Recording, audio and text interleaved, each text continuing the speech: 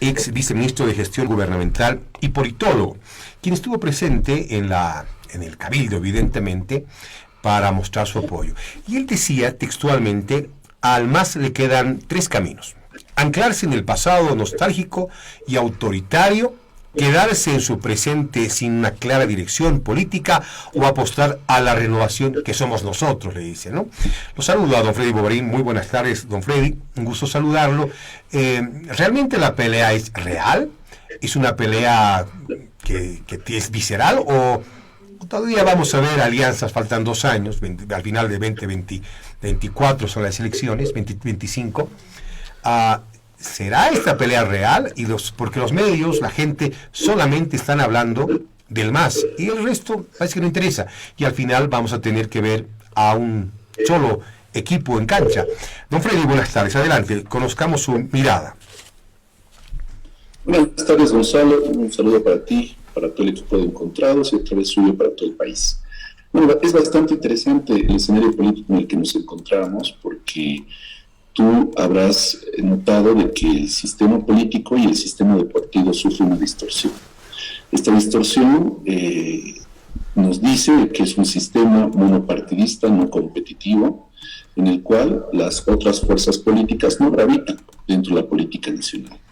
En ese entendido, el MAS es la oposición al propio MAS, y pues esto está generando una ruptura interna y unas turbulencias de fin de ciclo.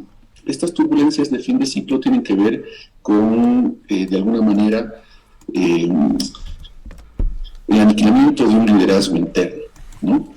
Y lo cierto es de que el día de ayer en el Cabildo, lo que han hecho las organizaciones sociales es quitarle el apoyo político y el respaldo al señor Evo Morales.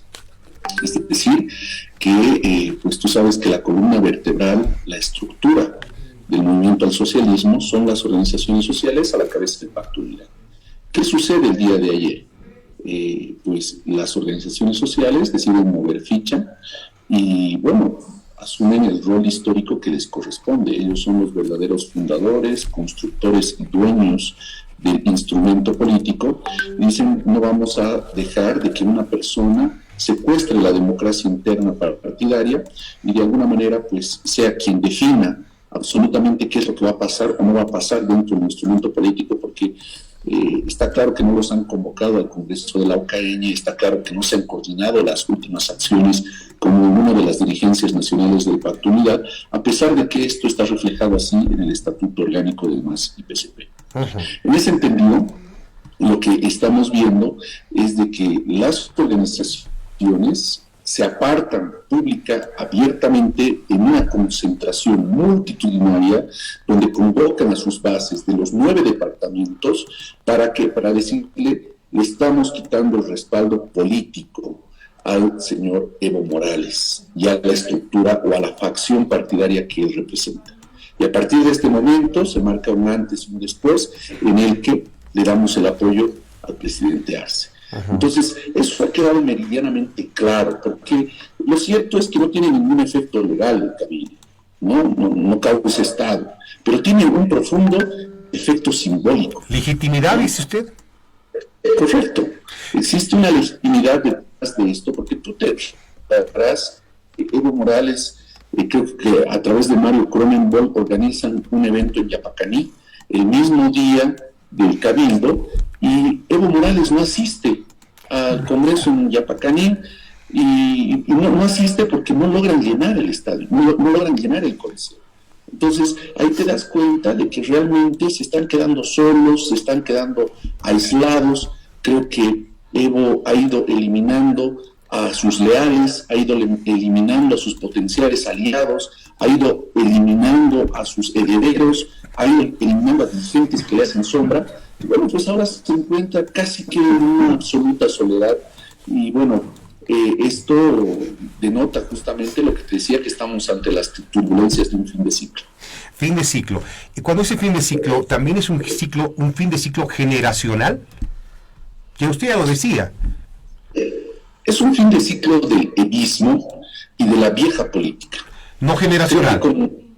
Creo que con este fin de ciclo se jubilan una generación de políticos, llámese Carlos Mesa, Samuel de Victoria Medina, Rubén Costas, Evo Morales. O sea, tenemos ahí una generación. ¿David Choquehuanca también?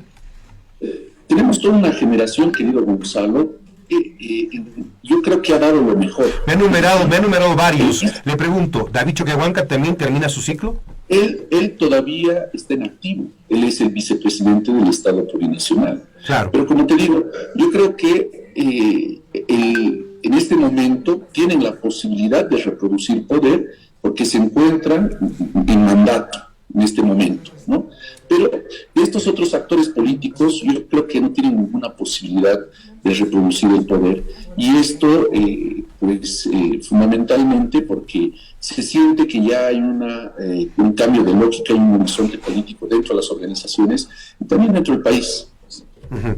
Ahora se dice, ¿cuánta gente usted calcula que ha estado? ¿Han medido la cantidad de gente que ha estado para hablar de la legitimidad? Pues yo he estado presente en el Cabildo, querido Gonzalo, paseado por las diferentes calles.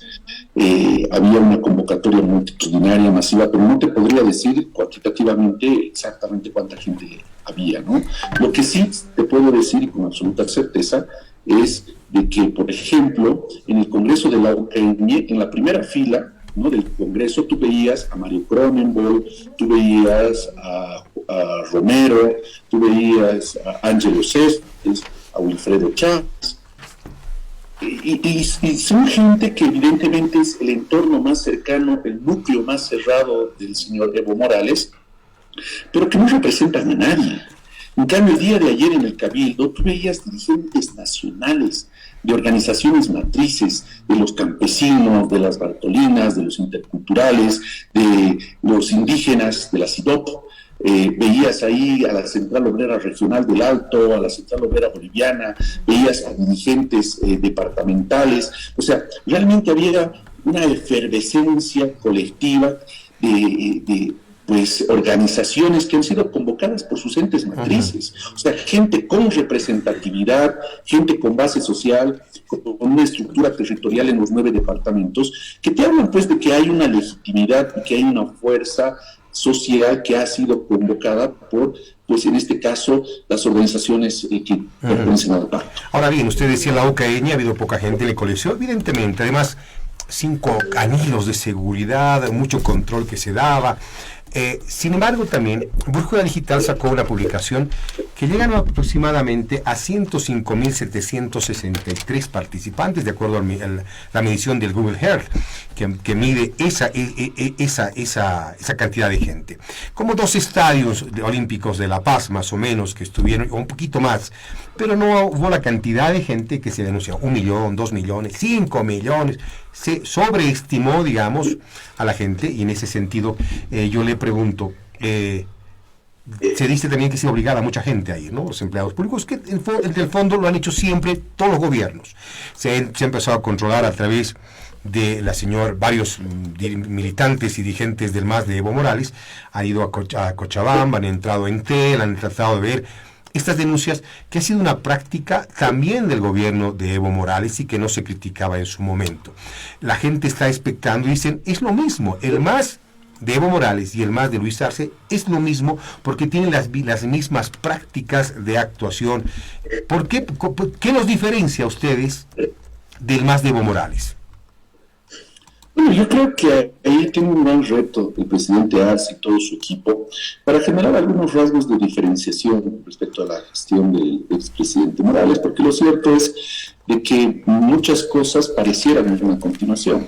En este caso te hablo de, por ejemplo, el modelo de entrega de obras o algunos otros eventos públicos que se realizan, los que pues más o menos se siguen las mismas lógicas de antes. Porque a partir de ahora se tiene que marcar un antes y un después. El presidente Arce necesita una narrativa propia, necesita construir un antagonista, necesita consolidar su personaje.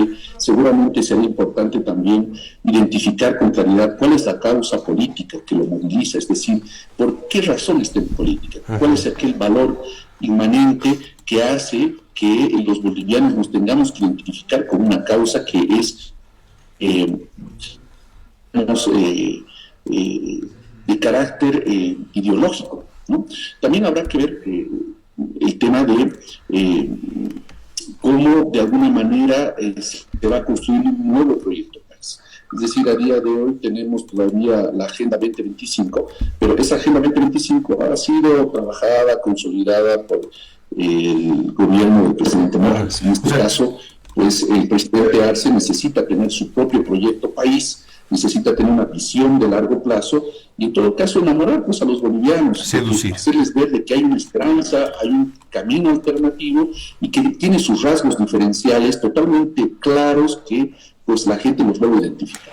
¿Seguirá siendo parte de esta política el odio, la venganza? Creo que ha terminado el tiempo de pues esta batalla encarnizada ideológica, a veces que no nos conduce a ningún término, ¿no? Yo creo que a día de hoy los bolivianos ya no queremos ver más enfrentamiento, estamos cansados de la polarización política, estamos cansados de la violencia, de la toma de calles, de instituciones, de bloqueos, de paros. Creo que queremos un país en el que se pueda vivir, convivir entre iguales, de manera pacífica, arrimar el hombro en temas que realmente afecten a la población en su conjunto de manera transversal y ver que la Asamblea Legislativa tenga la grandeza de ponerse de acuerdo en aquellos temas que afectan la vida de los bolivianos. ¿Puntualmente va a seguir el odio y la venganza? Puntualmente, ¿va a seguir el odio, la venganza y persecución en este tiempo o va a cambiar esa política y la mirada? Yo siento de que el cambio de actores, el cambio de ideas y la renovación tienen que venir también de la mano del cambio de prácticas políticas, ¿no? Hay una vieja política que le ha hecho mucho daño al país, que ha sido una vieja política marcada por la imposición, por el autoritarismo, ha sido marcada por la soberbia, y creo que eso en algún momento ha venido todavía como que a generar un clima, ¿no? Un clima de polarización extrema que ha paralizado el país en su momento. Recordemos el paro de Santa Cruz, que ha perjudicado no solamente al departamento de Santa Cruz, sino ha perjudicado a todo el país. Creo que este tipo de prácticas se pueden superar si uno hace funcionar la política. Hacer funcionar la política significa tener la grandeza, la capacidad de sentarte en la misma mesa con tu rival circunstancial, porque en la política no existen enemigos, existen diferencias ideológicas, de posturas, de formas de ver la realidad del mundo, pero eso no significa que no tengas la posibilidad de sentarte en la misma mesa de tu rival circunstancial y entender que en su posición puede existir una porción de verdad. Entonces, por más que no te guste, puede que no te guste, pero incluso eso denota de que tienes una madurez democrática, que hay una madurez política, porque sabes que la política trata de principios, Gonzalo, no trata de personas. Ayer le han dicho al presidente que debe hacer cambios en el gabinete. Y uno de los pedidos era del INRA, que no están recibiendo a la gente, no están trabajando. Y el presidente un poco movía la cabeza y se quedaba asombrado. ¿Va a haber cambio de gabinete? ¿Tendría que haber ese cambio de gabinete? Evo Morales le pidió, por ejemplo, que cambie al de justicia, al de gobierno. Bueno, yo creo que este es un gobierno de las organizaciones sociales, ¿no? Entonces, me parece que lo más sensato debiera ser que el presidente Arce escuche el mandato que le dan las organizaciones sociales. Caso contrario, se podría generar un problema interno dentro del mismo bloque que está apoyando al presidente del Estado. Entonces, creo que ahí va a primar un poco la sensatez. Yo creo que el presidente ha mostrado humildad y ha mostrado la capacidad de poder sentarse y de alguna manera también escuchar a los diferentes sectores para poder tomar decisiones. ¿Cuándo dejó de recibir órdenes el presidente Luis Arce de Evo Morales? Usted era viceministro de Coordinación Gubernamental, usted conocía esto. ¿Cuándo ha dicho, ya no le hago caso a Evo, ya no, que no me moleste? ¿Cuándo ha dejado de recibir órdenes el presidente Luis Arce? Es que yo no lo sé, querido Gonzalo. Mira, mi alejamiento dentro del Viceministerio de Coordinación Gubernamental ha sido un petitorio expreso de Evo Morales, es decir, se contactó con la ministra de la Presidencia y casi que le exigió... ¿Qué le dijo? ¿Recuerda? No, yo no lo sé, Sí, simplemente tuve una conversación con la ministra y me dijo, bueno, creo que ya ha llegado un punto en el que ya es insostenible el tema, porque se están generando pues problemas dentro del gobierno y unos reclamos cada vez más profusos. Y bueno, pues en ese momento, y a petición expresa del señor Morales, pues soy alejado del cargo de viceministro de Coordinación Gubernamental. ¿Cuándo lo sacó Evo de ese viceministerio? ¿Qué, recuerda el mes? Creo que era en mayo el 2022, ¿no? Creo, no lo recuerdo muy bien, ahora tendría que revisar. O sea, ¿podría ser esa la última llamada de presión? Porque después hemos visto varias autoridades que han estado en el gobierno y están en el gobierno. Por ejemplo, el procurador, que estuvo y esperando, pareciera que todavía recién ha denunciado. Tenemos a otro que es el embajador de Bolivia en la OEA, don Héctor Arce, que también era abogado de Evo Morales, pero sigue como embajador. Y otras autoridades, o que se han dado la vuelta o que no quieren, están disimulando. ¿Evo Morales pone a los ministros? No lo sé, ¿no? En su momento, claro que tenía una influencia dentro del Ejecutivo y claro que se contactaba con el presidente, con el ministro de la Presidencia y bueno, pues él realizaba una serie de solicitudes de diversa índole.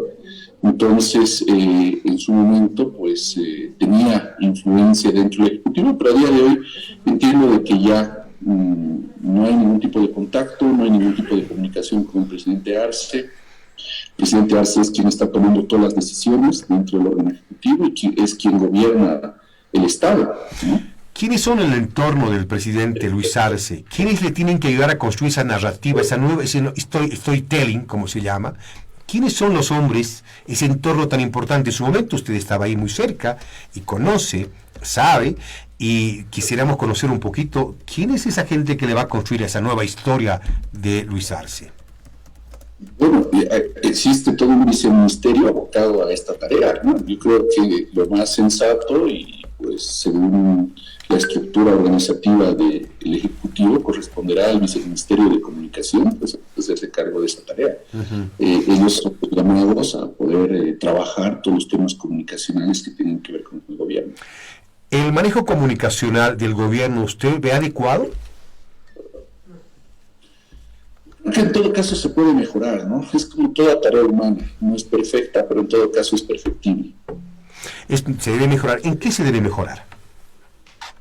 Pues como te decía, creo que hay una carencia en cuanto al relato, a la narrativa. Se necesita consolidar las características del personaje, del presidente. Seguramente necesita también crear un antagonista, claramente identificable. Y bueno, pues ahí será necesario también trabajar en una propuesta país que pueda marcar un rasgo diferencial respecto a los 14 años de Evo. Y bueno, eso es un trabajo que es titánico porque pues demanda mucho esfuerzo y también tiempo, ¿no?, para poder consolidarlo. Si Eva Copa tuviese que ser candidata, que usted es asesora ahora, señora Eva Copa, ¿estaría más cómoda con Luis Arce o con David Choquehuanca? Porque lo asumió como una especie de padrino a ambos, ¿no? Y ambos también tendrían que estar en ese tema. ¿Con quién se siente más afín, doña Eva Copa? Yo creo que ella en este momento está abocada a la gestión municipal y creo que es lo que corresponde, porque, bueno, pues creo que es demasiado prematuro para hablar de candidaturas. Siento que el pueblo se molesta cuando los políticos no cumplen el rol para el cual se los eligió y empiezan a buscar otro tipo de espacios que en este momento no corresponden a un clima electoral dentro del país. Es decir, falta todavía un buen tramo para entrar en un clima preelectoral. Y bueno, pues lo cierto es que lo sensato, lo correcto y lo que el pueblo demanda es que sus autoridades trabajen pues por las necesidades y también por resolver los problemas que tiene la gente, en lugar de estarse digamos, perdiendo el tiempo en temas que no corresponden a las tareas que les han sido asignadas. Importante lo que nos dice, sin embargo, la realidad es distinta. Todo se ha politizado, la gente está hablando de los políticos, aparece alguien y le cortan la cabeza y seguramente la veremos a doña Eva Copa en esa dimensión de poder ser candidata, porque ahora la vemos también hablando como candidata en algunos momentos, y nos llama la atención ciertas posiciones que asume la señora Eva Copa. Y usted es asesor pues de la señora Eva Copa, y es muy afín también a Tabicho Quehuanca. De pronto está llevando el carril hacia ese lado, la está impulsando hacia ese lado. ¿Estoy correcto o no es así? Bueno, yo tengo un profundo respeto por la posición que pueda asumir la hermana alcaldesa. Creo que ella es una persona que tiene una madurez política, está tratando de llevar adelante tal vez una de las alcaldías más complejas del país, y también una de las que tiene mayores carencias, ¿no? Entonces, seguramente los esfuerzos se tienen que multiplicar para poder generar los resultados que esté esperando el pueblo ateno. Yo digo mucho que alguien pueda manipularla, que alguien pueda de alguna manera direccionar en favor o en contra de alguien, y creo que ella tiene pues la suficiente personalidad y solvencia como para tomar sus propias decisiones. Uh-huh. Hoy se cumplen 3 años de la victoria de Luis Arce Catacora, con el 55% de la votación. Y estos 3 años de ver lo que se ha visto, no ha sido pues unos años tranquilos. Ha habido oposición de Morales en el Parlamento, bloqueo que han tenido, hechos de corrupción, denuncias sobre este tema. Yo le pregunto, el 2025, en esta posición, ¿por qué la población tendría que decidirse por el más radical o por el más que no transmite gestión o no transmite emociones ni certezas a la población? ¿Por qué tendrían que votar por uno de los dos mases si hay mucha gente que está molesta con estas actitudes? Propios masistas inclusive, ¿no? Totalmente. Yo creo que el pueblo boliviano, en su infinita sabiduría, tiene que de alguna manera elegir aquella alternativa política que pueda tener una propuesta país que nos pueda de alguna manera invitar a generar una transición hacia un nuevo tiempo. Y eso tiene que ver justamente con un nuevo cariz y una nueva forma de hacer política.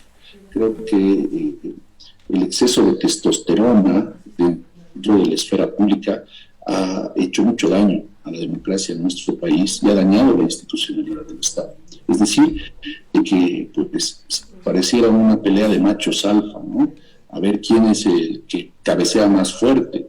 Y en ese cabezazo, pues puede que hayan también daños colaterales. Hay mucha gente que termina siendo víctima de estas peleas que, como te digo, buscan más que todo ensalzar a líderes que a veces han perdido el horizonte y que no están pensando en las necesidades del pueblo, están pensando más en sus intereses personales. Muy bien. Don Freddy Bogarín, sé que tiene una reunión, lo liberamos, por favor, gracias por su tiempo, por esta mirada, pero como siempre lo vamos a seguir convocando para seguir hablando de estos temas que usted conoce bien al interior y exterior de lo que pasa dentro del movimiento asocial. Un abrazo, Freddy. Muchas gracias, Gonzalo. Un saludo para ti y para todo el equipo de Encontrados. Un gusto.